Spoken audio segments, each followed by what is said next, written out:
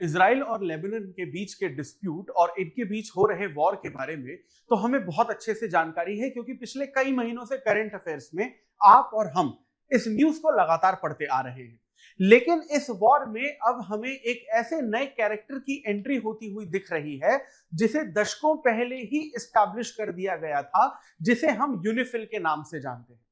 तो अब ये यूनिफिल क्या है और क्या ये United nation peace keeping force के साथ रिलेटेड है और इंडिया का क्या रोल है इस पूरे के पूरे इजराइल और लेबनान के डिस्प्यूट में, क्योंकि यूनिफिल एक ऐसी यूनाइटेड नेशन की बॉडी है जो पीस कीपिंग का काम करती है और सिचुएशन को स्टेबल करने का काम करती है, जिसमें अलग अलग देश के आर्मी पर्सोनल भी यूनिफिल का हिस्सा होते हैं और इंडिया भी उन देशों में से एक है। तो ये यूनिफिल क्या है, किस तरीके से इंडिया और United nation peace keeping force इसके साथ शामिल है, इन सारी चीजों को आज के इस वीडियो में हम लोग डिटेल में और आसान भाषा में समझने की कोशिश करेंगे। Welcome to Chahal academy, this is Anubhav दीपानी।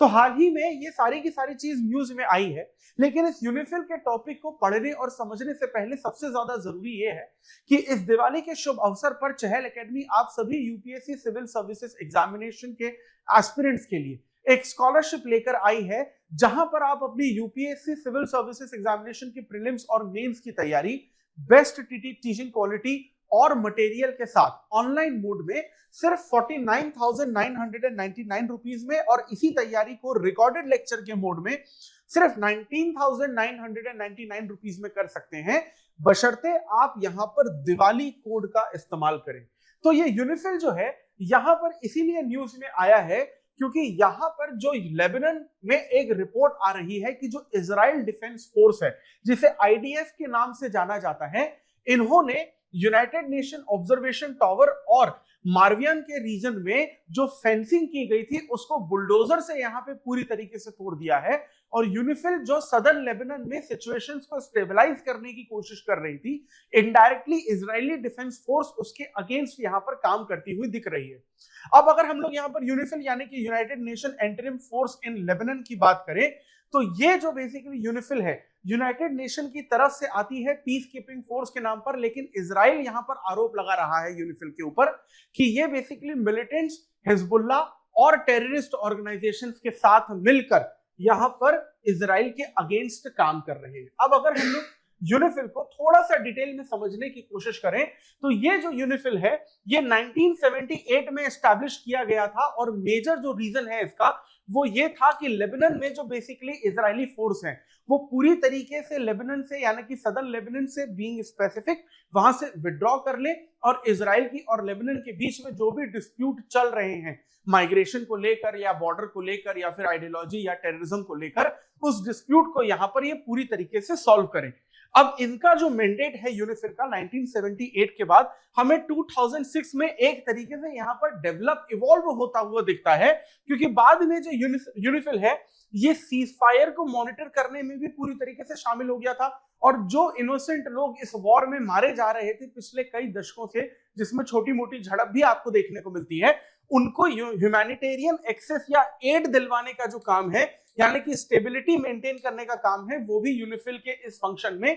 पूरी तरीके से शामिल हो चुका था। अब अगर हम लोग यहाँ पर यूनिफिल का एक रिलेशन स्टैब्लिश करने की कोशिश करें United nation peace keeping force में, स्पेशली लेबनान में, तो यहां पर ये जो बेसिकली यूनाइटेड नेशन की पीस कीपिंग फोर्स है वो यूनिफिल के साथ मिलकर ही यहां पर काम करती है, और जो बफर जोन है सदर्न लेबनान और इजराइल के बीच में, वहां पर किसी भी तरीके का वॉर बैटल या किसी भी तरीके की ह्यूमन राइट्स का वायलेशन नहीं होना चाहिए, इसकी जिम्मेदारी पूरी तरीके से यूनिफिल है की रहती है। ह्यूमैनिटेरियन असिस्टेंट तो यहां पर बेसिकली दे ही रहा है यूनिफिल, लेकिन साथ ही साथ लेबनान आर्म्ड फोर्सेस को भी यहां पर मदद करता है। अब आप ये समझिए कि यूनिफिल लेबनान आर्म्ड फोर्सेस को मदद कर रहा है, इसका मतलब ये नहीं है कि वो बेसिकली उसको वॉर करने में आर्मी की एक तरीके से मदद कर रहा है, लेकिन यहां पर सिक्योरिटी मेंटेन करने में, सिचुएशंस को नॉर्मल करने में मदद कर रहा है, और जो कंफ्लिक्ट चल रहा है उसको रिजॉल्व करने में यहां पर यूनिफिल का बहुत बड़ा हाथ है। अब यहां पर इजराइल के ऊपर यह सवाल आता है कि क्या इजराइल यहां पर इंटरनेशनल लॉज को वायलेट कर रहा है?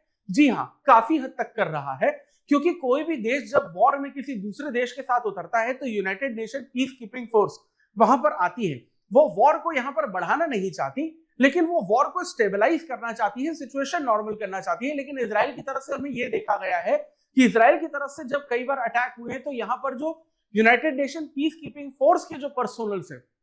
उनकी भी यहाँ पर डेथ हुई है, और ये एक बहुत बड़ी प्रॉब्लम है। अब यहाँ पर एक और चीज बड़ी इंपॉर्टेंट है कि बेंजामिन नेतन्याहू का यहाँ पर ये कहना है कि यूनिफिल को यहाँ पर एस्टैब्लिश किया गया था इस वजह से ताकि वो लेबनान की तरफ से सिचुएशन को नॉर्मल कर सके। लेकिन इजराइल का सीधे सीधे डायरेक्ट आरोप है यहाँ पर यूनिफिल पर कि वो वॉर को स्टेबल नहीं कर रहे हैं, सिचुएशन को सॉल्व नहीं कर रहे हैं, लेकिन मिलिटेंट्स के साथ मिलकर, लेबनान के टेररिस्ट ऑर्गेनाइजेशन हिजबुल्लाह के साथ मिलकर इजराइल के अगेंस्ट यहाँ पर बेसिकली काम कर रहे हैं। लेकिन यूनाइटेड नेशन के जो सेक्रेटरी जनरल है एंटोनियो गुतेरेस, इनका ये कहना है कि हमारी जो पीस कीपिंग फोर्स है किसी के भी फेवर या अगेंस्ट में नहीं होती किसी भी तरीके के वॉर में, और वो सिर्फ और सिर्फ सिचुएशन को स्टेबल करती हैं। और अगर इजराइल और बेंजामिन नेतन्याहू यहाँ पर यूनिफिल पर आरोप लगा रहे हैं कि वो वॉर में लेबनान के साथ खड़े हैं, तो इनडायरेक्टली वो यूनाइटेड नेशन और यूनाइटेड नेशन की पीस कीपिंग फोर्स पर आरोप लगा रहे हैं कि पूरा का पूरा यूएन जो है वो इजराइल के अगेंस्ट काम कर रहा है,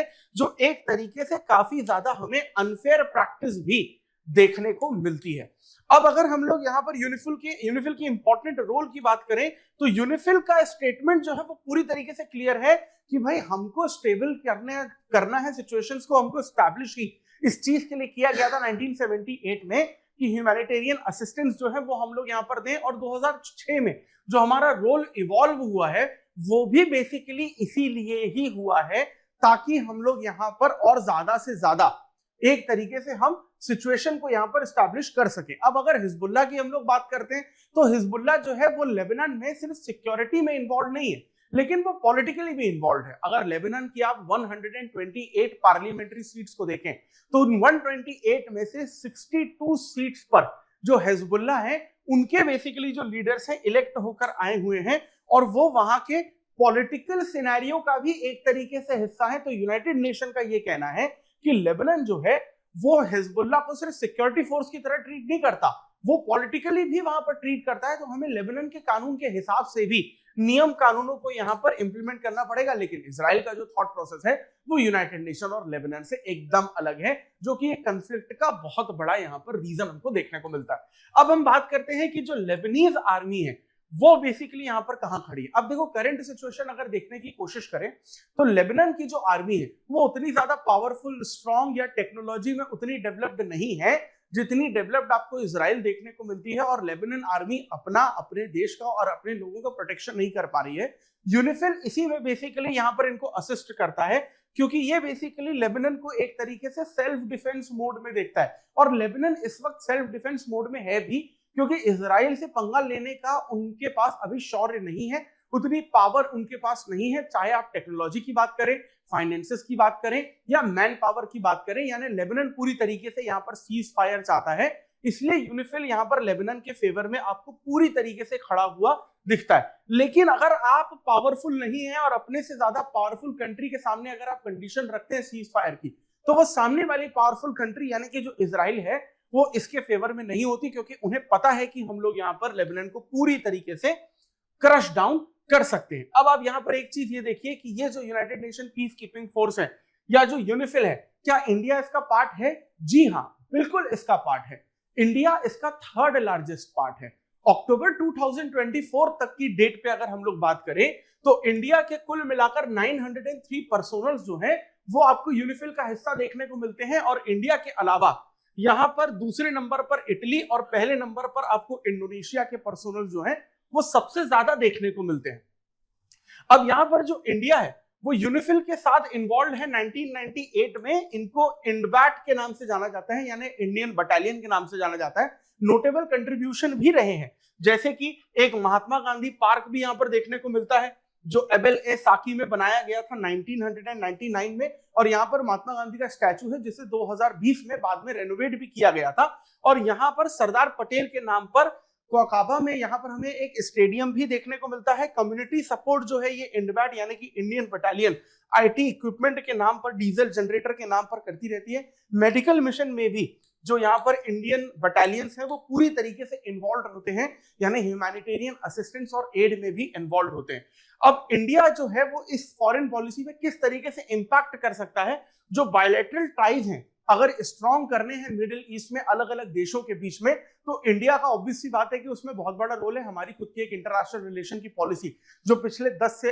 15 सालों में हमें काफी ज्यादा स्ट्रॉन्ग दिखाई दे रही है, उसका तो रोल है ही। लेकिन इंडिया जब आर्मी पर्सोनल के रूप में भी यूनिफिल का इतना बड़ा पार्ट बनकर आया है और इंडिया के अलग अलग सिग्निफिकेंस हमें उस रीजन में देखने को मिलते हैं, तो सीधी सी बात है कि इंडिया का एक मेजर रोल यहाँ पर है ही। रीजनल स्टेबिलिटी लाने में और मल्टीलैटरलिज्म लाने में भी इंडिया का एक बहुत बड़ा रोल है। और अगर एक्सट्रीमिज्म को यहाँ पर पूरी तरीके से खत्म करना है या उसके मिनिमम लेवल पर भी लेकर आना है, तो यहाँ पर इंडिया का बहुत बड़ा रोल आता है। और इसी टॉपिक से रिलेटेड अगर हम एक मेंस के क्वेश्चन की बात करें जिसमें आपसे पूछा जा रहा है, discuss the role of United Nation interim force in Lebanon that is UNIFIL in maintaining peace and security in the region, evaluate India's contribution to UNIFIL and the implication of these efforts for India's foreign policy and its relationship with Lebanon and Israel। कोशिश करिए कि इसी topic से related जो ये question है इसकी answer writing करें आप, ताकि आपको टॉपिक और बेहतर तरीके से समझ में आए। और इसी तरीके के